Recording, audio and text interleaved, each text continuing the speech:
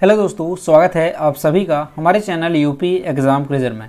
दोस्तों, आज के वीडियो में हम 24 सितंबर से संबंधित उत्तर प्रदेश के सभी एग्ज़ाम्स के लिए मोस्ट इंपॉर्टेंट करंट अफेयर के क्वेश्चंस को डिस्कस करेंगे और हर एक क्वेश्चन से रिलेटेड आपको फैक्ट भी बताएंगे।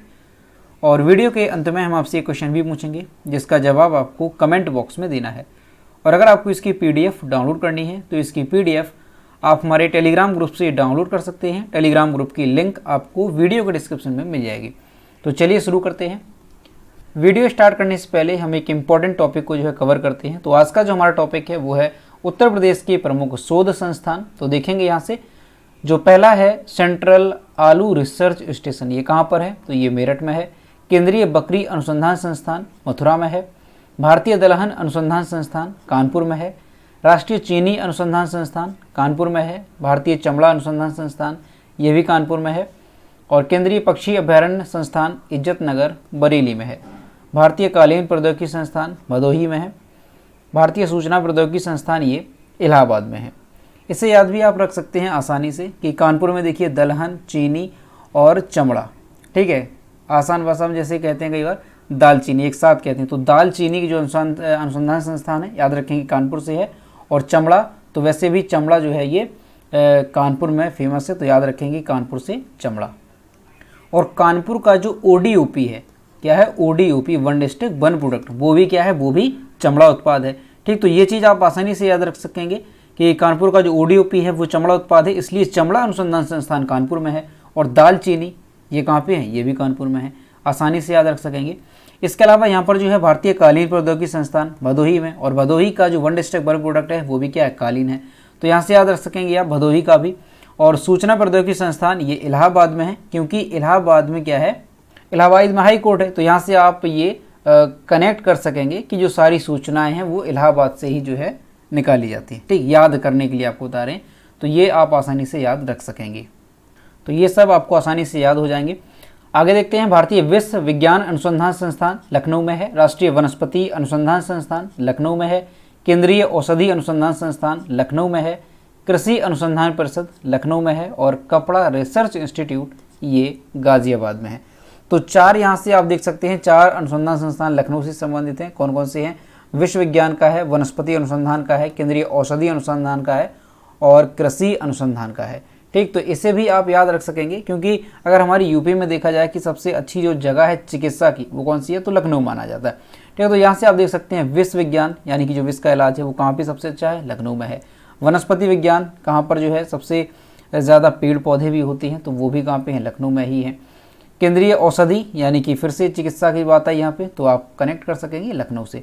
और कृषि अनुसंधान संस्थान ये आप याद रखेंगे लखनऊ से। तो ये आप आसानी से जब इन्हें रिलेट करेंगे किसी चीज़ से तो वो आपको लंबे समय तक याद रहते हैं। तो किसी भी जो भी क्वेश्चन हो उसे आप रिलेट करके याद करेंगे तो आपको आसानी से याद रहेगा। चलिए अब शुरू करते हैं करंट अफेयर्स का सेशन। तो आज का सेशन शुरू करने से पहले हम कल के क्वेश्चंस का रिवीजन करेंगे। कल का पहला क्वेश्चन है, हाल ही में पद्मश्री सम्मान से सम्मानित आचार्य राम यतना शुक्ला का निधन हो गया, वह किस जिले से संबंधित थे? ऑप्शन नंबर ए करेक्ट होगा, भदोही से ये संबंधित थे। अगला है, भारत 2023 में पहली मोटो ग्रैंड प्रिक्स विश्व चैंपियनशिप रेस की मेजबानी करेगा, इसका आयोजन किस शहर में किया जाएगा? ऑप्शन नंबर सी करेक्ट होगा, इसका आयोजन जो है हमारे उत्तर प्रदेश के नोएडा में किया जाएगा।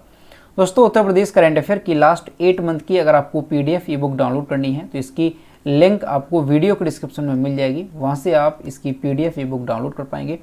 और इसके साथ ही अगर आपको मंथली PDF ई बुक डाउनलोड करनी है उत्तर प्रदेश करंट अफेयर की, तो उसकी लिंक भी आपको वीडियो के डिस्क्रिप्शन में मिल जाएगी। और दोस्तों, अगर इसे डाउनलोड करने में कोई प्रॉब्लम होती है तो साइट पर आपको WhatsApp नंबर और ईमेल मिल जाएगा जिस पर आप कॉन्टैक्ट कर सकते हैं। अगला क्वेश्चन है, उत्तर प्रदेश सरकार के नरसिम्हा पैरामेडिकल संस्थानों के विद्यार्थियों को बेहतर प्रशिक्षण सुविधा उपलब्ध करने के लिए कौन सा मिशन शुरू किया गया? ऑप्शन नंबर बी करेक्ट होगा, मिशन निरामया। अगला है, हाल ही में धर्मेंद्र प्रधान ने किस उद्योग कौशल को आगे बढ़ाने के लिए स्केल ऐप पेश किया? तो ऑप्शन नंबर डी करेक्ट होगा, चमड़ा उत्पाद को बढ़ाने के लिए। अगला है, Asia Pacific institute of broadcasting development के प्रेसिडेंट के रूप में किस देश के कार्यकाल को 1 और वर्ष के लिए बढ़ा दिया गया? तो हमारे देश भारत के कार्यकाल को 1 साल के लिए और बढ़ा दिया है। अगला है, नॉर्थ चैनल पार करने वाले सबसे उम्रदराज भारतीय तैराक कौन बन गए हैं? तो ऑप्शन नंबर सी करेक्ट होगा, एल्विस अली हजारिका। यहाँ आप इनकी इमेज देख सकते हैं। अगला है, निम्न में से किस भारतीय क्रिकेट बल्लेबाज ने हाल ही में आईसीसी T20 रैंकिंग में तीसरा स्थान हासिल कर लिया है? ऑप्शन नंबर बी करेक्ट होगा, सूर्य कुमार यादव ने। अगला है, हाल ही में किस राज्य के स्कूलों में नो बैग डे शुरू होगा? तो बिहार के स्कूलों में नो बैग डे शुरू होगा। अगला है, विश्व अल्जाइमर दिवस हर साल कब मनाया जाता है? तो जो विश्व अल्जाइमर दिवस है ये 21 सितंबर को मनाया जाता है। तो दोस्तों ये थे कल के क्वेश्चंस जिसका हमने रिवीजन किया। अब हम शुरू करते हैं आज का सेशन। आज का पहला क्वेश्चन है, जॉर्डन में आयोजित मुक्केबाजी की एशियन चैंपियनशिप में भारत देश का प्रतिनिधित्व कौन करेगा? ऑप्शन नंबर इसका करेक्ट होगा ए, गोविंद सहानी। यहाँ पर आप इनकी इमेज देख सकते हैं, ये हैं गोविंद सहानी। और दोस्तों ये कहाँ से संबंधित हैं? तो ये हमारी यूपी से संबंधित है। किस जिले से हैं? तो यहाँ पर देखेंगे दोस्तों, जॉर्डन में 30 अक्टूबर से लेकर के 12 नवंबर तक एक प्रतियोगिता आयोजित होगी। कौन सी? तो वो प्रतियोगिता है मुक्केबाजी की एशियन चैंपियनशिप। ठीक, एशिया की ये प्रतियोगिता है मुक्केबाजी की और ये आयोजित होगी कहाँ पे? जॉर्डन में। तो इसी प्रतियोगिता में हमारे उत्तर प्रदेश के गोरखपुर जिले के जो गोविंद सहानी हैं ये देश का प्रतिनिधित्व करेंगे। उत्तर प्रदेश के गोविंद सहानी राज्य के इकलौते ऐसे खिलाड़ी हैं जो भारतीय दल में जगह बनाने में सफल रहे। वो जो गोविंद सहानी हैं किस भार वर्ग में ये इसमें हिस्सा लेंगे? तो याद रखेंगे ये भी 48 किलोग्राम भार वर्ग में ये देश का प्रतिनिधित्व करेंगे। दोस्तों गोविंद सहानी की अगर हम बात करें तो ये मुक्केबाज हैं और इन्होंने अभी तक कई सारे मेडल्स जो है अपने नाम पर किए हैं। कई सारे गोल्ड भी इन्होंने जीते हैं। तो अगर मेडल की हम बात करें तो कर्नाटक में पुरुष एलीट राष्ट्रीय बॉक्सिंग चैंपियनशिप में गोल्ड मेडल जीता। थाईलैंड में ओपन इंटरनेशनल बॉक्सिंग में इन्होंने स्वर्ण पदक जीता। वियतनाम में ओपन इंटरनेशनल बॉक्सिंग चैंपियनशिप हुई उसमें भी इन्होंने गोल्ड मेडल जीता। और कजाकिस्तान में जो ओपन इंटरनेशनल बॉक्सिंग चैंपियनशिप हुई उसमें भी इन्होंने गोल्ड मेडल जीता। तो इन्होंने कई सारे गोल्ड मेडल जो है वो अपने नाम पर किए हैं। तो अभी यहाँ से याद रखेंगे भारत का प्रतिनिधित्व कौन करेगा जॉर्डन में होने वाली मुक्केबाजी की प्रतियोगिता में? तो हमारे यूपी के गोरखपुर के रहने वाले हैं गोविंद सहानी। अगला क्वेश्चन है, केंद्र सरकार ने वायबिलिटी गैप फंडिंग स्कीम के तहत उत्तर प्रदेश के कितने जिलों में मेडिकल कॉलेज खोले जा रहे हैं? तो ऑप्शन नंबर बी करेक्ट होगा, 6 जिलों में। दोस्तों केंद्र सरकार ने वायबिलिटी गैप फंडिंग स्कीम के तहत प्रदेश के 6 जिलों में मेडिकल कॉलेज खोलने की सैद्धांतिक सहमति दी है। अब दोस्तों ये जो मेडिकल खोले जा रहे हैं ये एक जिला एक मेडिकल कॉलेज कार्यक्रम के तहत कार्य किया जाएगा। अब यहाँ से दोस्तों आप याद रखेंगे एक महत्वपूर्ण बात कि हमारे यूपी में जो सबसे पहले योजना शुरू की गई थी वन डिस्ट्रिक्ट वन प्रोडक्ट, एक जिला एक उत्पाद योजना, वो जो योजना है वो काफ़ी ज़्यादा कैसी रही?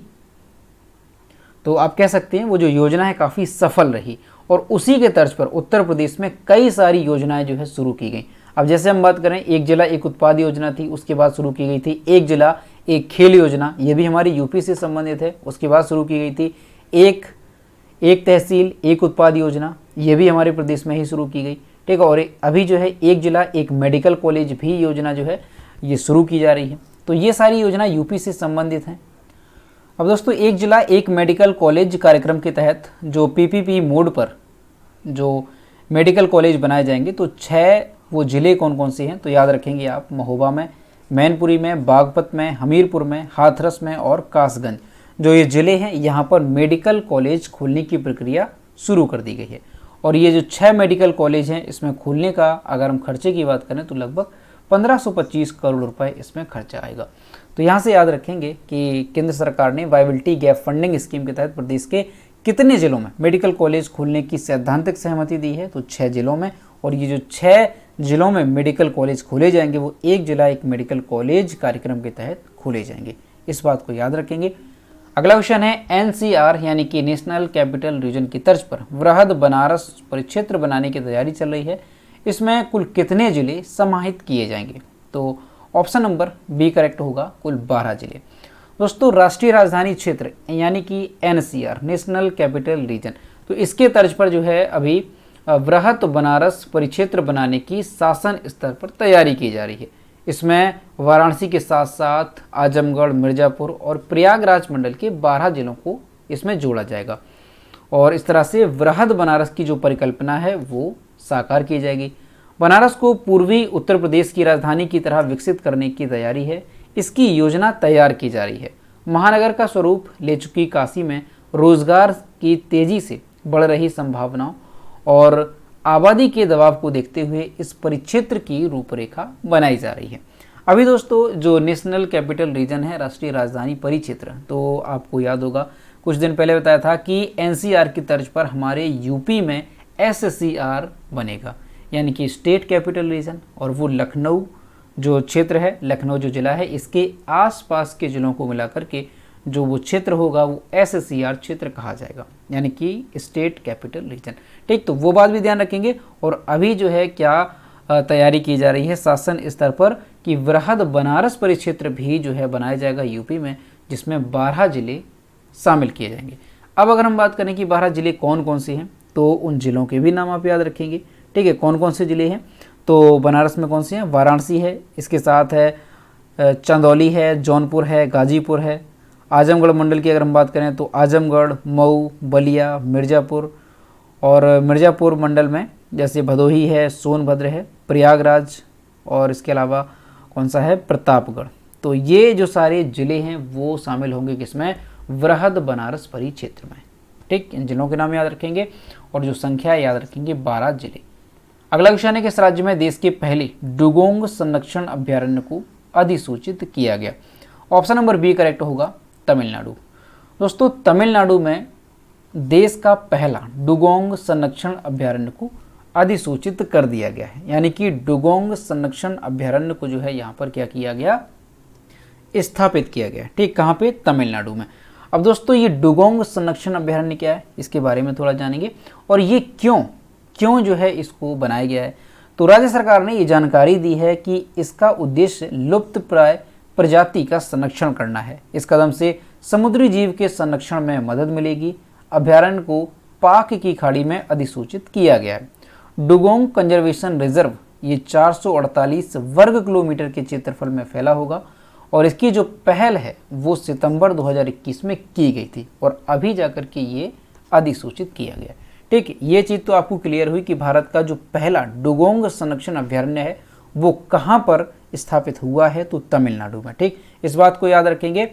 और डुगोंग संरक्षण अभ्यारण्य क्यों जो है इसको बनाया गया है, क्या इसका कारण रहा, तो इसका उद्देश्य यही है कि जो लुप्त प्राय प्रजाति हैं उनका संरक्षण करना, और इस कदम से जो समुद्री जीव हैं उनके संरक्षण में मदद मिलेगी।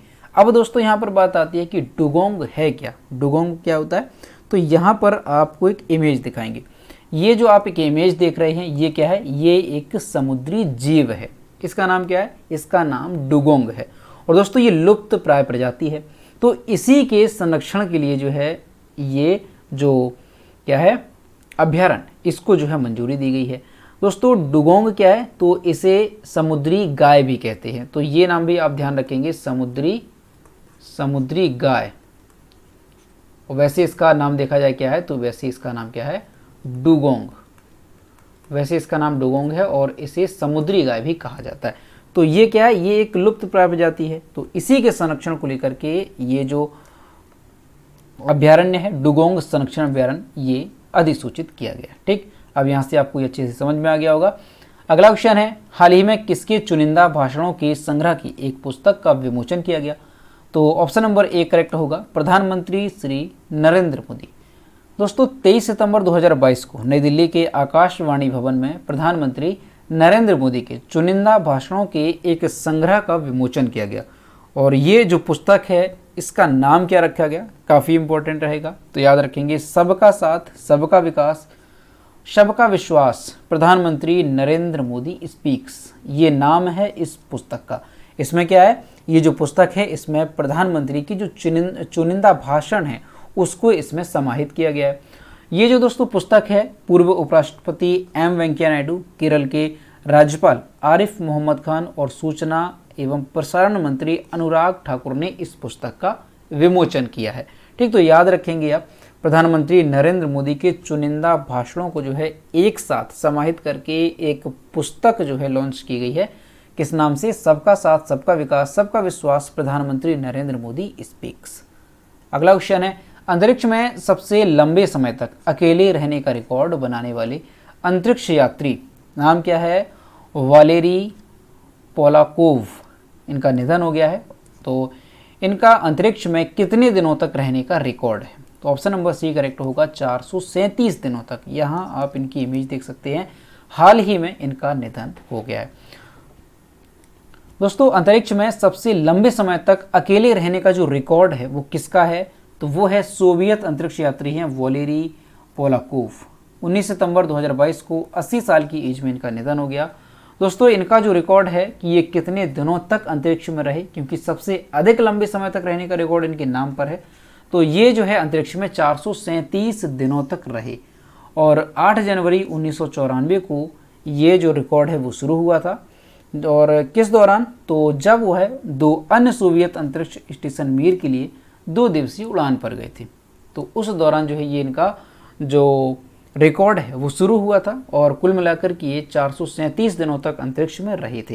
दोस्तों, इसके अलावा यानी कि 1994 ये इनका रिकॉर्ड शुरू हुआ था, इसके पहले भी ये अंतरिक्ष में गए थे और इन्होंने काफ़ी दिनों तक वहाँ पर जो है बिताए थे। तो इससे पहले 1988-89 में ये एक मिशन पर गए थे अंतरिक्ष में और वहाँ पर इन्होंने 288 दिन बिताए थे।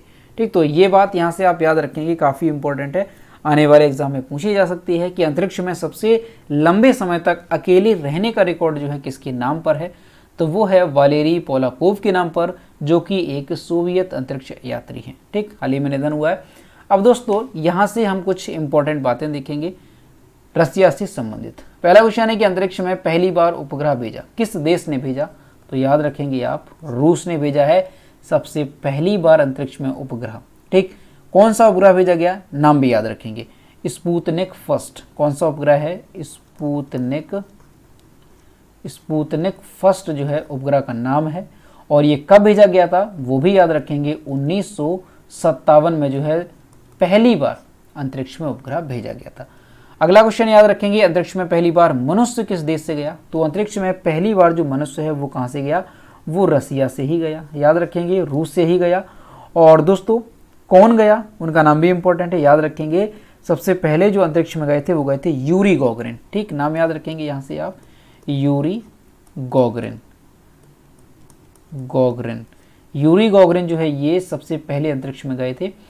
और दोस्तों, ये कब गए थे? तो वो भी आप याद रखेंगे, 12 अप्रैल 1961 को जो है ये अंतरिक्ष में गए थे। और अभी तक जो है अंतरिक्ष में कोई भी व्यक्ति नहीं गया था। तो सबसे पहले जो अंतरिक्ष में गए वो यूरी गॉगरिन गए और ये कहाँ के हैं? रसिया के। और कब गए थे? तो 1961 में गए थे। अगला जो क्वेश्चन है कि अंतरिक्ष में फिल्म शूटिंग करने वाला विश्व का पहला देश कौन सा है? तो ये है रूस। याद रखेंगे, ये करंट का क्वेश्चन है। ठीक है, याद रखेंगे कि अंतरिक्ष में फिल्म शूट करने वाला विश्व का पहला देश कौन सा है? तो ये है रसिया। और दोस्तों, फिल्म कौन सी है वो नाम काफ़ी इंपॉर्टेंट है, तो याद रखेंगे आप, द चैलेंज जो है उस फिल्म का नाम है जो कि अंतरिक्ष में शूट हुई है। तो ये सारे क्वेश्चन रसिया से वेरी इंपॉर्टेंट है, अच्छे से याद रखेंगे। अगला क्वेश्चन है, हाल ही में पीएम केयर्स फंड का ट्रस्टी किसे नियुक्त किया गया? ऑप्शन नंबर डी करेक्ट होगा, उपरोक्त सभी। दोस्तों, जो उद्योगपति हैं रतन टाटा, सुप्रीम कोर्ट के पूर्व न्यायाधीश केटी थॉमस और पूर्व डिप्टी लोकसभा स्पीकर कारिया मुंडा, इन्हें जो है पीएम केयर्स फंड के ट्रस्टी के रूप में नामित किया गया। उन्हें नियुक्त करने का निर्णय 20 सितंबर 2022 को पीएम मोदी की अध्यक्षता में ट्रस्टी बोर्ड की बैठक में लिया गया था। ठीक, तो याद रखेंगे पीएम केयर्स फंड के ट्रस्टी के रूप में किसे नामित किया गया? तो नाम याद रखेंगे, रतन टाटा, केटी थॉमस और करिया मुंडा। अगला क्वेश्चन है, किस देश को उच्च रक्तचाप नियंत्रण पहल के लिए संयुक्त राष्ट्र का पुरस्कार मिला? तो ऑप्शन नंबर यहाँ पर करेक्ट होगा ए, हमारे देश भारत को। दोस्तों, भारत को राष्ट्रीय स्वास्थ्य मिशन के तहत उच्च रक्तचाप को नियंत्रित करने और रोकने की पहल के लिए संयुक्त राष्ट्र का एक पुरस्कार मिला है। केंद्रीय स्वास्थ्य मंत्रालय ने एक बयान में कहा कि देश की मौजूदा प्राथमिक स्वास्थ्य प्रणाली में रहकर असाधारण कार्य के लिए भारत उच्च रक्तचाप नियंत्रण पहल को यह स्वीकृति मिली है। ISCI क्या है? तो भारत उच्च रक्तचाप नियंत्रण पहल, फुल फॉर्म क्या होगा IHCI का? तो वो भी आप याद रखेंगे, IHCI का फुल फॉर्म होगा, I से हो जाएगा इंडिया, H से हो जाएगा हाइपरटेंशन, C से हो जाएगा कंट्रोल और आई से हो जाएगा इनिशिएटिव, यानी कि इंडिया हाइपरटेंशन कंट्रोल इनिशिएटिव। ठीक है, तो 21 सितंबर को संयुक्त राष्ट्र यानी कि यूएन महासभा ने इतर आयोजित एक कार्यक्रम में 2022 UN inter agency task force and WHO special programme on primary health care award दिया। ठीक, इस अवार्ड का नाम याद रखेंगे। जो अवार्ड दिया गया ये अवार्ड है जो कि किसके द्वारा दिया गया, तो संयुक्त राष्ट्र के द्वारा ये दिया गया। ठीक, किस लिए दिया गया है तो ये भी ध्यान रखेंगे, किस लिए दिया गया है तो उच्च रक्तचाप को नियंत्रित रखने और रोकने की पहल के लिए ये पुरस्कार दिया गया है किसे, भारत को। अगला क्वेश्चन है, हाल ही में अडानी ग्रीन ने किस राज्य में 325 मेगावाट की पवन ऊर्जा परियोजना शुरू की है। तो ऑप्शन नंबर यहाँ पर करेक्ट हो जाएगा डी, मध्य प्रदेश। दोस्तों, अडानी ग्रीन ने मध्य प्रदेश के धार में 324.4 मेगावाट का पवन ऊर्जा संयंत्र चालू किया है। इस संयंत्र के चालू हो जाने के बाद परिचालन उत्पादन क्षमता ये जो है बढ़कर के 6.1 गीगावाट हो गई है। दोस्तों, जो संयंत्र है उसने solar energy corporation of India के साथ 25 वर्ष के लिए 2 विद्युत क्रय समझौते भी किए हैं और इस समझौते की दर क्या है तो 2.83 रुपये प्रति किलोवाट घंटे का एक टैरिफ भी रहेगा। और जो 324 मेगावाट का ये पवन ऊर्जा संयंत्र है इनमें से एक 274.4 मेगावाट ऊर्जा देगा और दूसरा 50 मेगावाट ऊर्जा प्रदान करेगा। तो याद रखेंगे आप कि अडानी ग्रीन ने किस राज्य में 324.4 यानी लगभग 325 मेगावाट का पवन ऊर्जा संयंत्र चालू किया है, तो मध्य प्रदेश में ये चालू किया गया है। और दोस्तों, अडानी ग्रीन क्या है तो अडानी ग्रुप की ही ये एक कंपनी है अडानी ग्रीन के नाम से। अगला क्वेश्चन है, अंतर्राष्ट्रीय सांकेतिक भाषा दिवस कब मनाया जाता है। तो हर साल 23 सितंबर को अंतर्राष्ट्रीय सांकेतिक भाषा दिवस मनाया जाता है। दोस्तों, 23 सितंबर को ये दिवस मनाया जाता है और इसकी जो घोषणा है वो कब हुई थी तो 19 दिसंबर 2017 को संयुक्त राष्ट्र महासभा ने जो है इसे अंतर्राष्ट्रीय सांकेतिक भाषा दिवस के रूप में घोषित किया था। दोस्तों, ये दिवस क्यों मनाया जाता है, क्या उद्देश्य है, तो ये जो दिन है ये उन लोगों की भाषाई पहचान का समर्थन और सुरक्षा करता है जो सांकेतिक भाषाओं के अन्य उपयोगकर्ताओं के साथ साथ बधिर हैं। यानी जो सांकेतिक भाषा है ये किसके लिए उपयोगी होती है, जिनको दिखाई नहीं देता है। ठीक है, उन लोगों के लिए जो है सांकेतिक भाषा होती है।